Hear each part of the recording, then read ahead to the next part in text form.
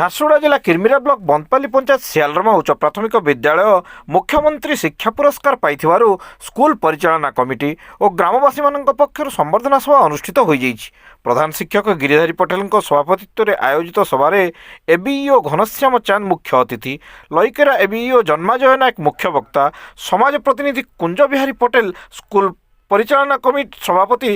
ତେଜରାଜ ନାଗ, ପୂର୍ବତନ ସଭାପତି ସନ୍ତୋଷିନୀ ଭୋଇ, ବୁଦ୍ଧିମତୀ ନାୟକ ସମ୍ମାନିତ ଅତିଥି ଭାବରେ ଯୋଗ ଦେଇଥିଲେ। ଏହି ଅବସରରେ ପ୍ରଧାନ ଶିକ୍ଷକ ଗିରିଧାରୀଙ୍କୁ ମୁଖ୍ୟ ଅତିଥି ଉପଢୌକନ ଦେଇ ସମ୍ବର୍ଦ୍ଧନା କରି ସମସ୍ତ ଶିକ୍ଷକ, ଶିକ୍ଷୟିତ୍ରୀ ଓ କମିଟି ସଭ୍ୟମାନଙ୍କୁ କୃତଜ୍ଞତା ଜଣାଇଥିଲେ। ଶିକ୍ଷକ ସୁରେନ୍ଦ୍ର ପଟେଲ, ଶିକ୍ଷୟିତ୍ରୀ ଆରତୀ ପଟେଲ, ପଦ୍ମିନୀ ଅଢ଼ା, ନିରୁପମା ପ୍ରଧାନ କାର୍ଯ୍ୟକ୍ରମକୁ ସଫଳ କରିବାରେ ସହଯୋଗ କରିଥିବା ବେଳେ ଶିକ୍ଷକ ମୀନକେତନ ରାଉତ ସମସ୍ତଙ୍କୁ ଧନ୍ୟବାଦ ଅର୍ପଣ କରିଥିଲେ।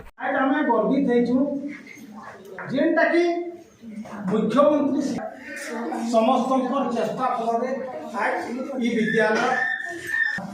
आम सब चेष्टा करमा जे आम विद्यालयटा केन्ता कर उन्नति करवा छुआ मैंने केन्ता भविष्य उज्जवल कर पारे भल पाठ पढ़े आउता आम आज जेन पुरस्कार सियारमा पाइचे आज्ञा मैंने के पाइमु काଣା करमु बोलत आज्ञा मैंने विद्यालय प्रधान शिक्षक ता सहित उपस्थित था सियारमा ग्रामर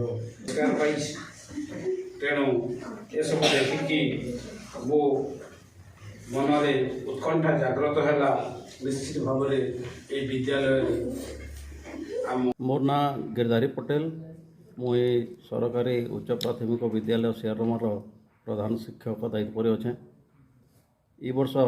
मुख्यमंत्री शिक्षा पुरस्कार जेनटा थिला सेटा आमर स्कूल पाइछे आउ सेटा 21 तारीख दिन झारसुगुड़ा रे पुरस्कार वितरण करागला आउ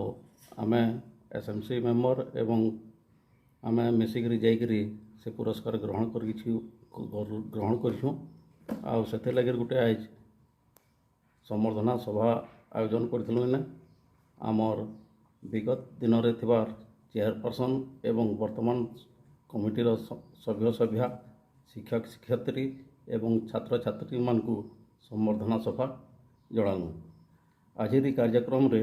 आमर गोष्ठी शिक्षा अधिकारी श्रीयुक्त घनश्याम चांद सार जोग देथिले एवं लकरा एबीओ जन्माजय नायक सार